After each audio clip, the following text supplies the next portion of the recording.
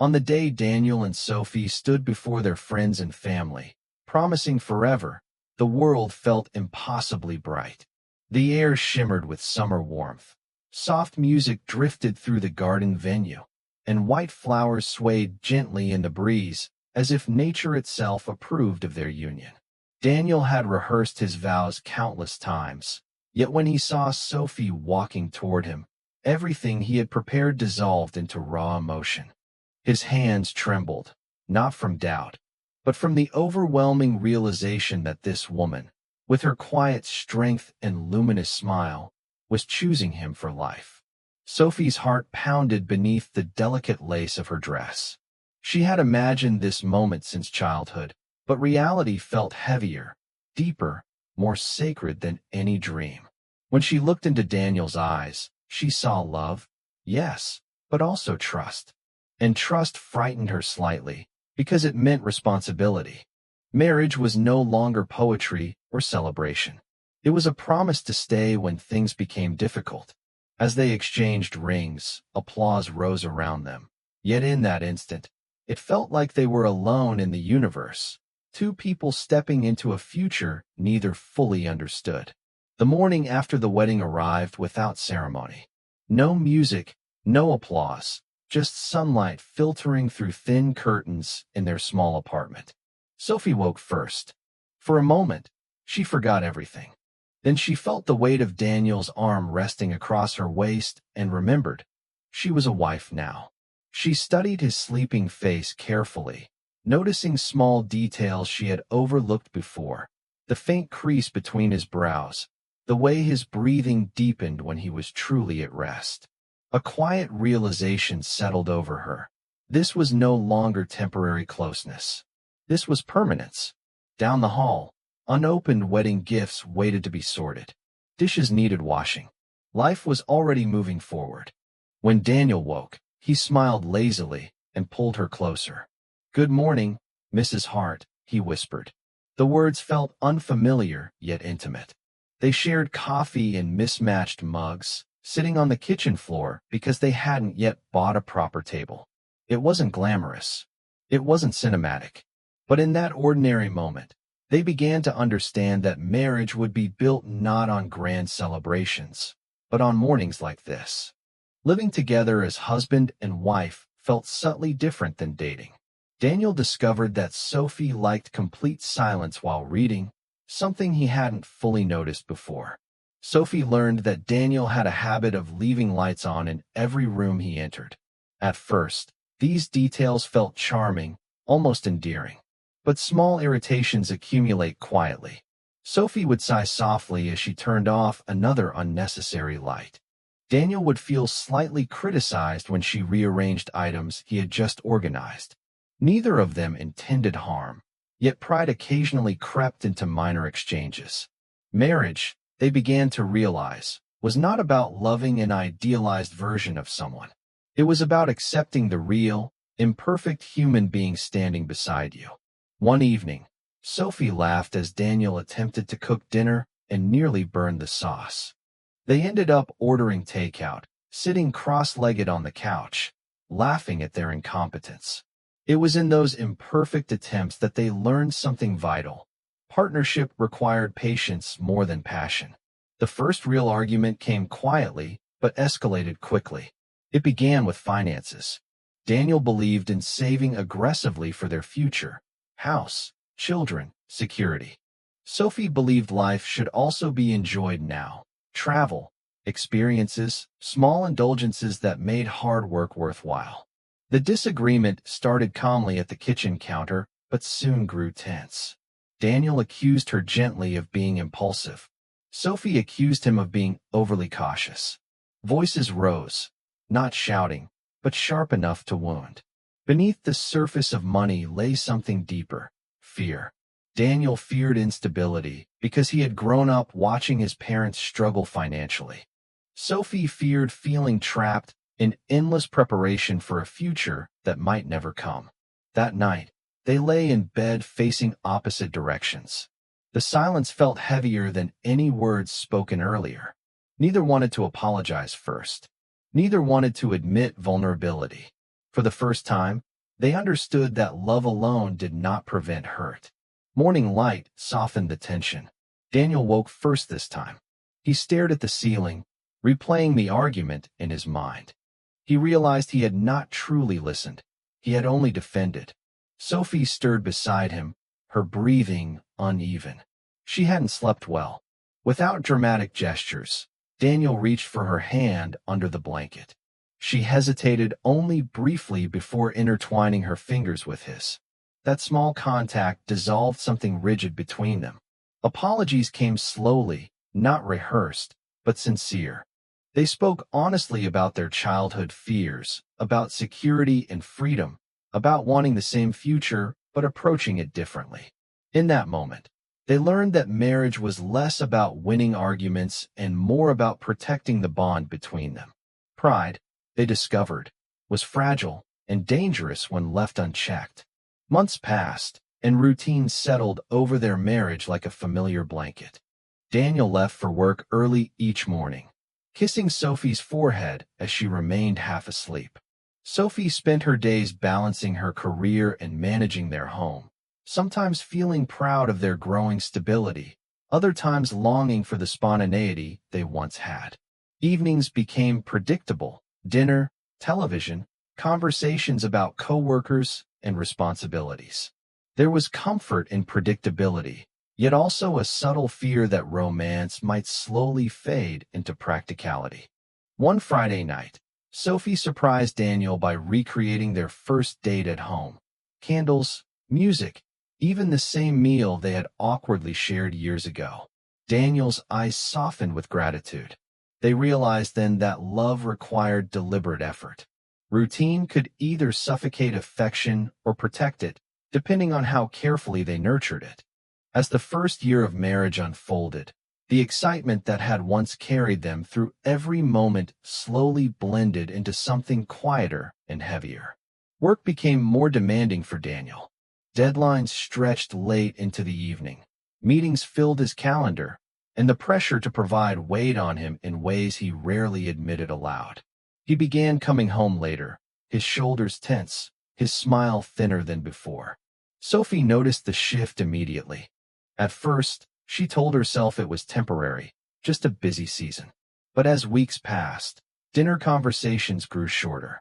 Daniel often ate distractedly, his thoughts still tangled in unfinished tasks. Sophie tried to be patient, but a small ache formed inside her chest. She missed the version of him who once asked endless questions about her day, who lingered at the table long after the plates were empty. Daniel, too, felt the distance. He sensed her quiet disappointment, but didn't know how to fix it without failing elsewhere. He believed that working harder was an act of love. Sophie needed presence more than provision. Neither was wrong, but neither fully understood the other's loneliness. Marriage had brought them physically closer than ever, yet Sophie began to experience a strange loneliness. She would sit on the couch beside Daniel while he answered emails, the glow of his laptop reflecting in his tired eyes. They were inches apart, but emotionally, she sometimes felt miles away. One evening, she turned off the television and simply asked, "Do you still feel close to me?" The question caught Daniel off guard. He looked at her, confused at first, then concerned. Of course he did. He loved her deeply. But love, he was beginning to understand, did not automatically translate into emotional connection. Sophie explained that she didn't need grand gestures. She just needed him fully present sometimes. Daniel felt a sting of guilt. He hadn't realized how much of himself he had been leaving at the office. That night, they put their phones away and talked, not about responsibilities or plans, but about feelings. It was awkward at first, almost unfamiliar, but slowly, warmth returned. They learned that loneliness can exist even in marriage, and that acknowledging it is the first step toward healing it. Time moved forward relentlessly. Friends began announcing promotions, buying houses, sharing travel photos from distant countries. Sophie scrolled through social media one evening and felt a quiet dissatisfaction rise within her. Were they moving forward? Were they growing? Or were they simply surviving? Daniel sensed her restlessness. She spoke more often about wanting change, perhaps a new job, perhaps relocating to a bigger city. Daniel hesitated. Stability had always been his anchor. Change felt risky. Their conversations grew heavier. Sophie feared stagnation. Daniel feared instability. Yet beneath those fears was the same desire, to build a meaningful life together. One night, after a particularly tense discussion, Daniel admitted something he had never said out loud. He was afraid that if he stopped working so hard, he would fail her. Sophie's eyes softened. She hadn't seen his ambition as fear before. In that moment, they realized that understanding motivation is as important as understanding action. Marriage required not only compromise, but empathy. The day Sophie discovered she was pregnant began like any other. She felt slightly unwell, slightly tired, but nothing alarming. It wasn't until she stood alone in the bathroom, staring at two faint pink lines, that her breath caught in her throat. Her first emotion wasn't pure joy. It was shock, then fear, then an overwhelming wave of responsibility. She sat on the edge of the bathtub, hands trembling, imagining how their lives would change forever. When Daniel came home, she handed him the test without speaking. He stared at it, confusion turning slowly into realization. His eyes widened. Then they filled with tears. He pulled her into his arms tightly, almost protectively. In that embrace was excitement, yes, but also the silent understanding that nothing would ever be the same again. Their marriage was about to transform in ways they couldn't yet comprehend. Pregnancy introduced a new layer of vulnerability into their relationship. Sophie's body changed gradually, then rapidly. Some days she felt radiant, glowing with anticipation. Other days she felt uncomfortable, emotional, even insecure. Daniel tried to be steady for both of them. He attended appointments, read parenting books late at night, and calculated budgets repeatedly. Yet beneath his calm exterior was anxiety. Could he protect them? Could he provide enough? Would he know how to be a father? Sophie sometimes cried without fully understanding why. Hormones intensified every emotion. She feared losing herself in motherhood. She feared their relationship becoming secondary to the baby. One evening, she whispered, "Promise me we won't forget each other." Daniel kissed her forehead and promised, though he silently wondered how they would manage everything. Marriage was expanding. Love was multiplying. But so were fears. The day their child was born was chaotic, exhausting, and sacred all at once.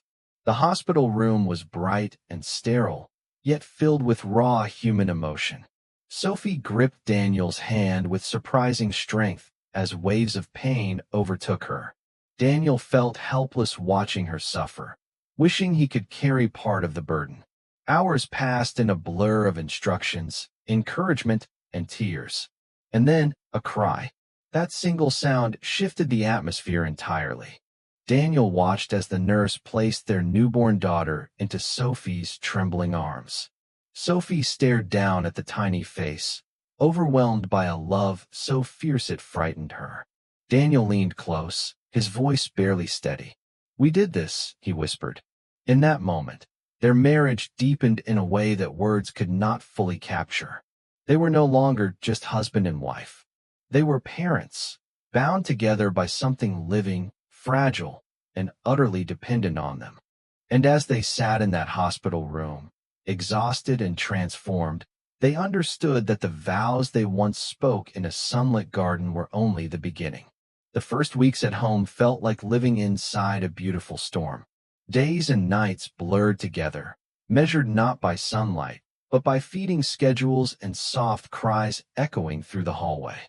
Sophie barely recognized herself in the mirror, dark circles beneath her eyes, hair pulled back carelessly, her body still recovering. She loved her daughter fiercely, instinctively, but exhaustion wrapped around her like a heavy blanket she could not remove. Daniel tried to help in every way he could. He woke during the night, changed diapers with clumsy tenderness, walked the living room floor whispering lullabies he barely remembered from childhood. But even in partnership, fatigue bred tension. Small misunderstandings surfaced. A forgotten bottle, a misheard request, a sigh taken personally. One night, after the baby finally fell asleep, Sophie sat on the edge of the bed and quietly cried. Not because she regretted motherhood, but because she missed something she couldn't fully name. Daniel knelt in front of her, confused and worried. She struggled to explain that she felt both completely fulfilled and strangely invisible at the same time. Marriage, they were learning, did not disappear after children, but it changed shape. And they would have to rediscover each other within this new reality. As months passed, Sophie devoted herself almost entirely to their daughter. Her world revolved around feeding times, pediatric appointments, soft blankets, and whispered songs. Friends would ask how she was doing, and she often answered automatically, "We're doing great." She noticed she rarely spoke about herself anymore. Daniel returned to work full-time, stepping back into structured days and adult conversations. A quiet imbalance began forming. Sophie sometimes envied his independence. Daniel sometimes envied her connection with their child. Neither admitted these feelings immediately. One evening, Sophie confessed she felt like she had lost parts of herself. The ambitious woman, the dreamer, the partner who once stayed up late discussing life. Daniel listened carefully. He admitted he missed her too, not just physically, but emotionally. Instead of ignoring the shift, they began carving out small spaces for Sophie to reclaim herself. An evening class, coffee with a friend. Daniel insisted she take time without guilt. Slowly, she began to remember who she was, not instead of being a mother, but alongside it. Marriage required room for growth, even when life felt overwhelmingly full. Physical closeness changed after childbirth. Sophie's body felt different to her, unfamiliar, tender, sometimes fragile. Daniel approached her gently, careful not to pressure or rush. But beneath that patience was uncertainty. He feared she no longer desired him. Sophie feared she no longer felt desirable. Their bedroom became a place of quiet hesitation. Not rejection, just uncertainty. One night, Daniel finally voiced his fear, his words vulnerable and unguarded. Sophie admitted her own insecurities, tears forming as she described feeling disconnected from her body. Instead of allowing silence to widen the distance, they chose honesty. Intimacy returned slowly, not driven by passion alone, but by tenderness and reassurance. They learned that closeness in marriage evolves. It deepens when built on emotional safety, not expectation. The first serious parenting disagreement arrived unexpectedly. Their daughter developed a high fever late one night, and panic surged through the apartment. Sophie wanted to rush to the emergency room immediately. Daniel believed they should monitor her symptoms first and call the pediatrician. Fear sharpened their voices. Accusations slipped out. "You're overreacting. You're not taking this seriously enough." The tension wasn't about medical advice. It was about responsibility, about the crushing weight of protecting someone so small and vulnerable. Eventually, they calmed down, consulted the doctor, and learned it was a common illness. But the argument lingered. Later, in the quiet of their living room, Daniel admitted that fear made him defensive. Sophie admitted fear made her frantic. They held hands, exhausted but united. Parenting, they realized, would constantly challenge their ability to remain partners rather than opponents. On their third wedding anniversary, there was no elaborate celebration, no fancy dinner. Their daughter fell asleep early, and they found themselves sitting together on the couch in soft silence. Daniel pulled out their wedding album, something they hadn't looked at in years. Page by page, they revisited the hopeful faces they once were. Sophie smiled at the memory of her trembling hands. Daniel laughed softly at his overly serious expression during the vows. But as they looked at those photos, they didn't feel nostalgia for something lost. They felt pride. They had changed, yes. They were more tired, more cautious, more realistic. But they were also stronger. Daniel turned to Sophie and said, "We're still us." And she realized he was right. Beneath the stress, Beneath the exhaustion, the foundation remained. Love had matured, not faded. One afternoon, Daniel watched Sophie reading to their daughter on the living room floor. Sunlight illuminated the scene, casting warmth across their small family. Sophie laughed softly at something their child babbled in response. In that quiet moment, Daniel felt an overwhelming sense of gratitude. This was not the dramatic romance of their early days. It was deeper, rooted, real.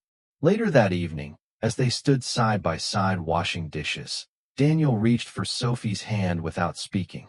She squeezed it gently. No grand declarations were needed. They were learning that marriage is not a constant climb toward perfection. It is a continuous return to patience, to understanding, to the simple act of choosing each other again and again. And though challenges still lay ahead, they were no longer afraid of them. When Sophie decided to return to work part-time, the transition was more emotional than she expected. On her first morning away from their daughter, she stood at the doorway longer than necessary, watching Daniel strap their child into the stroller. Guilt wrapped around her chest tightly. Was she being selfish? Was she abandoning something sacred? Daniel reassured her gently, reminding her that ambition and motherhood were not opposites. Still, as Sophie walked into her office for the first time in over a year, she felt like a stranger stepping into a former life. Colleagues welcomed her warmly, but the rhythm felt unfamiliar. She had changed. That evening, when she returned home, she felt both invigorated and exhausted. Daniel listened as she described her day, noticing the spark in her eyes he hadn't seen in months. He felt proud and slightly unsettled. The balance of their roles was shifting again. Marriage, they realized, was not static. It required constant adjustment to the evolving versions of each other. As Sophie regained confidence at work, Daniel began to notice subtle changes. She dressed differently, not extravagantly, but with renewed attention. She spoke about new projects with enthusiasm. Her independence was returning. Instead of celebrating this fully, Daniel felt an unexpected flicker of insecurity. He hated the feeling immediately. He trusted her completely. Yet something inside him whispered that he was no longer the center of her world in the same way. One night, after their daughter was asleep, Daniel admitted his discomfort. Not accusingly, but honestly. Sophie was surprised. She hadn't realized her growth could unintentionally cause distance. They talked for hours, rediscovering how important transparency was. Sophie reassured him that independence did not weaken love, it strengthened it. Daniel learned that insecurity loses power when spoken aloud. At work, Sophie developed a professional partnership with a colleague named Mark. He was charismatic, attentive, and intellectually engaging. Their conversations flowed easily, often extending beyond meetings into casual discussions about books and ideas. Sophie never crossed a line, but she noticed how good it felt to be seen purely as herself, not as a mother, not as a wife, but as an individual. One afternoon, Mark complimented her insight during a presentation. The praise lingered longer than she expected. That evening, she found herself unusually quiet at dinner. Nothing inappropriate had happened. Yet Sophie recognized something important. Emotional boundaries matter just as much as physical ones. She told Daniel about Mark, openly, intentionally. Not because she had done anything wrong, but because she valued transparency more than secrecy. Daniel listened carefully, appreciating her honesty. Trust deepened not because temptation didn't exist, but because they chose to confront it together. While Sophie's world expanded, Daniel's workload intensified. A new project demanded late nights and weekend meetings. He grew irritable without meaning to. Fatigue sharpened his tone.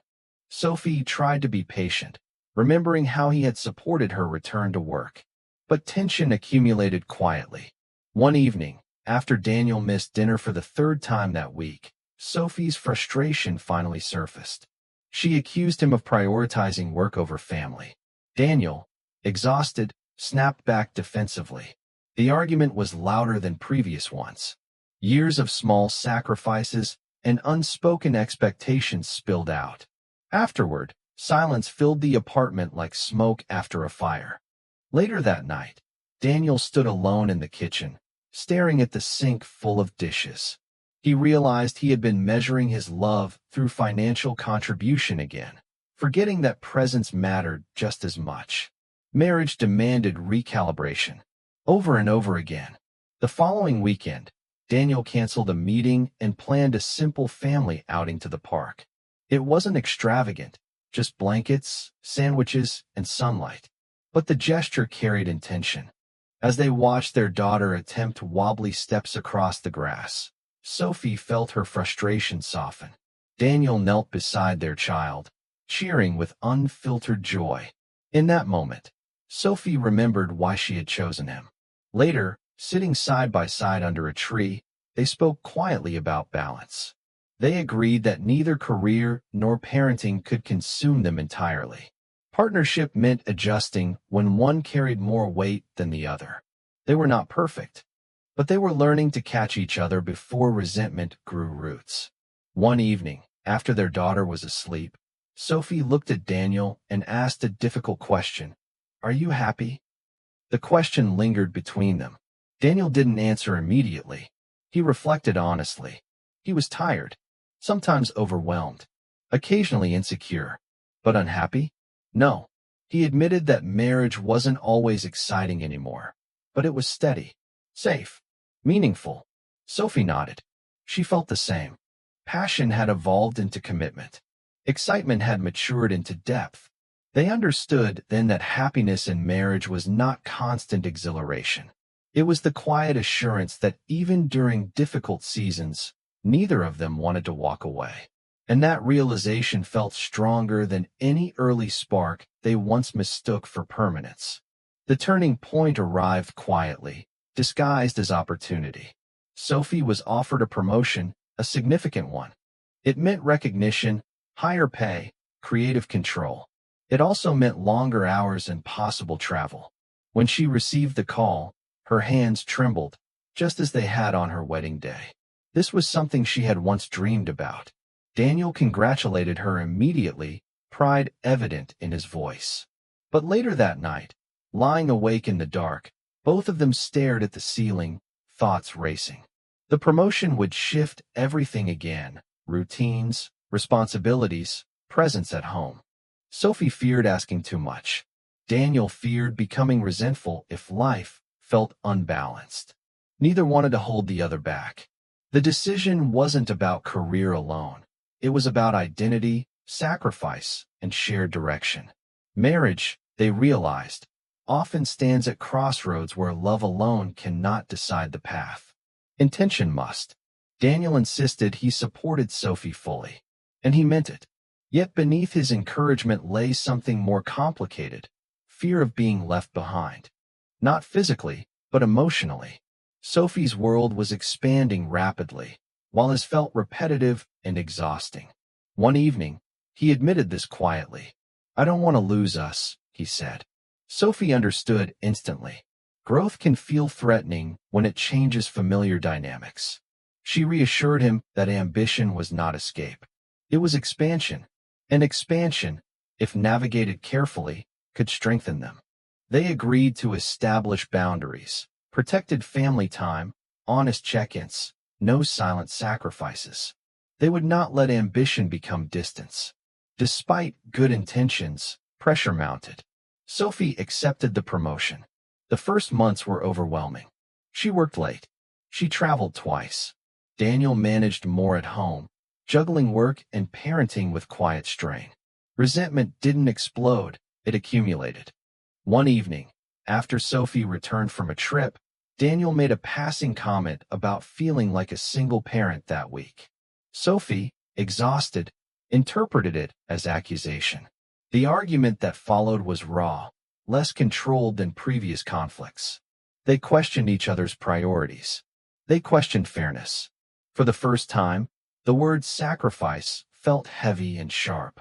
That night, they slept apart, not physically, but emotionally. Silence stretched between them like unfamiliar territory. The next day felt fragile. Their daughter sensed the tension, clinging more than usual.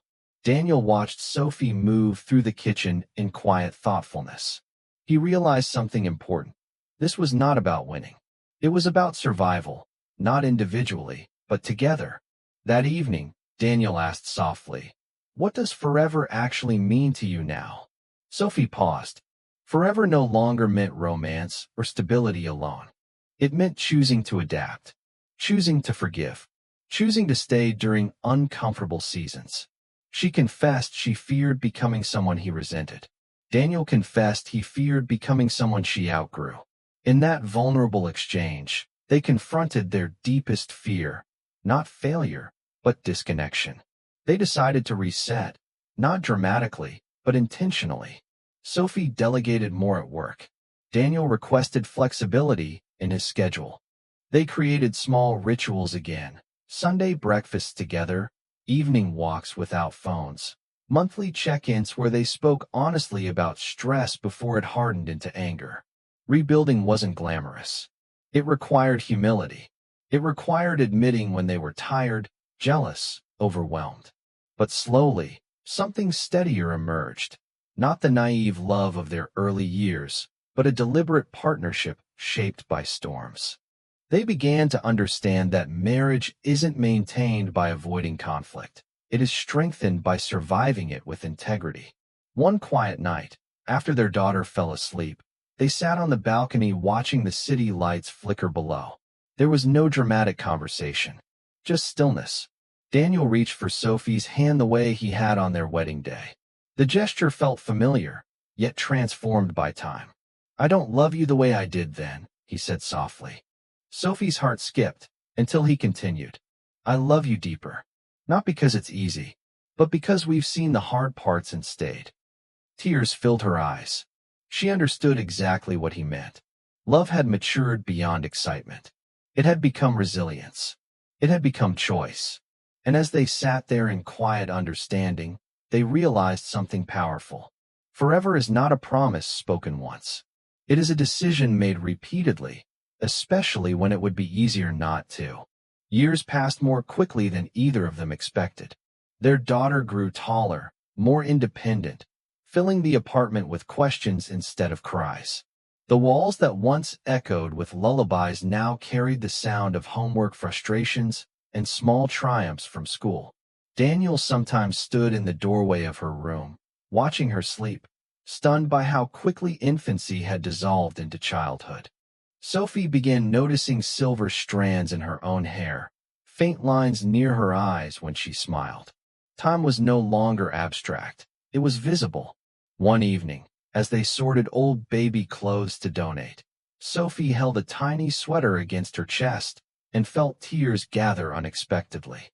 Daniel wrapped his arms around her from behind, both of them silently acknowledging what they could never slow down. Marriage had become a witness to time, to change, to growth, to loss of stages they would never revisit. Life shifted again when Daniel's father fell ill. Hospital visits became frequent. The roles quietly reversed. Daniel, once the child, now made medical decisions for the man who had once guided him. The emotional toll was heavier than he anticipated. He became quieter, more withdrawn. Sophie noticed, but didn't push. Instead, she showed up, packing overnight bags, sitting beside him in waiting rooms, holding his hand when words felt inadequate. One night in the hospital corridor, Daniel broke down. Not dramatically, just a quiet collapse of strength. Sophie held him firmly, understanding that strength in marriage is often about carrying each other in alternating seasons. Through grief and uncertainty, they felt their bond deepen again. Sorrow, shared, has a way of weaving people closer. As they entered their 40s, new questions surfaced, subtle but persistent. Was this the life they truly wanted? Had they settled into comfort at the expense of passion? Were there dreams they had quietly abandoned? Sophie felt a desire to create something meaningful outside of work, perhaps write, perhaps mentor others. Daniel considered changing careers entirely, something he had feared for years. They spent long evenings talking, not with urgency, but with curiosity. Marriage at this stage was no longer about building from scratch. It was about refining, adjusting, choosing direction consciously rather than drifting. For the first time in years, they felt a quiet excitement, not about novelty, but about possibility. Yet even in maturity, distance can return quietly. With their daughter more independent, their schedules diverged again. Sophie began attending evening workshops. Daniel immersed himself in exploring new career paths. They were supportive, but less connected. Conversations became logistical. Days passed without meaningful exchange. One night, Sophie realized they had not truly talked about feelings in weeks. Not arguments, not plans, just feelings. Instead of letting the drift widen, she addressed it gently. Daniel admitted he had noticed it too, but hadn't wanted to seem needy. They both laughed softly at that. After all these years, vulnerability still required courage. Marriage, they realized, never stops asking for attention. They began implementing something simple: presence without distraction. No phones after dinner. Weekly walks. Intentional listening. During one of those walks, Daniel admitted something unexpected. He sometimes missed the chaos of early parenthood. Sophie confessed she missed the intensity of their early romance. But instead of mourning what was gone, they began appreciating what existed now: steadiness, mutual respect, deep familiarity. Love had softened, yes, but it had also strengthened into something unshakable. As they walked home under streetlights, hands brushing occasionally, they understood that passion may fluctuate, but commitment, when nurtured, can grow stronger with time. It happened without warning. During an ordinary Tuesday afternoon at work, Daniel felt a sudden tightness in his chest. At first, he dismissed it as stress. But when dizziness followed, his coworkers insisted on calling an ambulance. Sophie received the call while standing in the grocery store. The words blurred together: hospital, precaution, tests. Her hands went cold. In the sterile brightness of the emergency room, time stretched painfully. She sat beside his bed, gripping his hand, trying not to imagine life without him. The doctors later confirmed it was not a heart attack, severe stress, exhaustion, a warning sign. But the fear had already shaken them both. That night, back at home, Sophie lay awake listening to Daniel breathe. For years they had worried about careers, schedules, ambitions. Suddenly, none of it felt as important as that simple, steady rhythm beside her. Mortality has a way of clarifying what truly matters. The scare forced conversations they had postponed. Daniel reduced his workload. Sophie stepped back from certain commitments. They began eating dinner together consistently again, not hurriedly, but intentionally. They also talked about aging, about what they wanted the next 20 years to look like. Travel, simplicity, health, presence. For the first time in a long while, they were not reacting to life. They were shaping it. One evening, sitting quietly with tea in their hands, Sophie said, "We've spent so much time building a life. I don't want to forget to live it." Daniel nodded. He understood now that success without shared moments felt empty. Marriage wasn't just about surviving challenges anymore. It was about savoring time. Their daughter eventually prepared to leave for university. Suitcases stood by the door. The apartment felt smaller and emptier at the same time. Sophie tried to be brave, offering advice and warm smiles. Daniel handled logistics, double-checking paperwork. But when the door finally closed behind their daughter, silence filled the space in a way neither expected. They stood in the hallway, unsure what to say. For years, parenting had been central to their daily rhythm. Now it was just the two of them again, older, wiser, changed. That evening, they sat across from each other at the kitchen table where so many conversations had unfolded. The quiet was not uncomfortable, just unfamiliar. Daniel reached across the table and smiled softly. "It's us again." Sophie squeezed his hand. "It's always been us." With the house quieter, they rediscovered forgotten parts of themselves. Weekend trips became more frequent. They revisited places from their early years, the park where they once argued about money, the cafe where Sophie had once cried from exhaustion. This time, everything felt gentler. They laughed more easily. They listened more carefully. There was no rush to prove anything, no pressure to build or achieve. One evening, walking along a quiet shoreline during a short vacation, Sophie leaned her head against Daniel's shoulder and said, "We've lived so many versions of love." Daniel smiled. "And somehow, it keeps getting better." It wasn't dramatic passion. It was deep companionship, the kind that can only be earned through decades of choosing the same person. On their 30th wedding anniversary, they returned to the same garden where they had once stood trembling with youthful certainty. The flowers were different now. So were they. Their hands bore signs of time, faint wrinkles, visible veins, but they still fit together perfectly.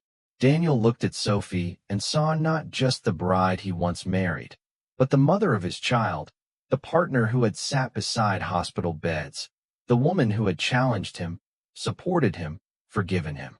Sophie looked at Daniel and saw not just the young man who promised forever, but the father who stayed up through fevers, the husband who admitted fear, the man who chose her again and again. There were no grand speeches this time, just quiet understanding. Forever, they realized, had never been about perfection. It had been about persistence, about staying through exhaustion, temptation, ambition, grief, and change. As they walked slowly through the garden, fingers intertwined, Sophie whispered, "I would choose you again." Daniel smiled softly. "I still do."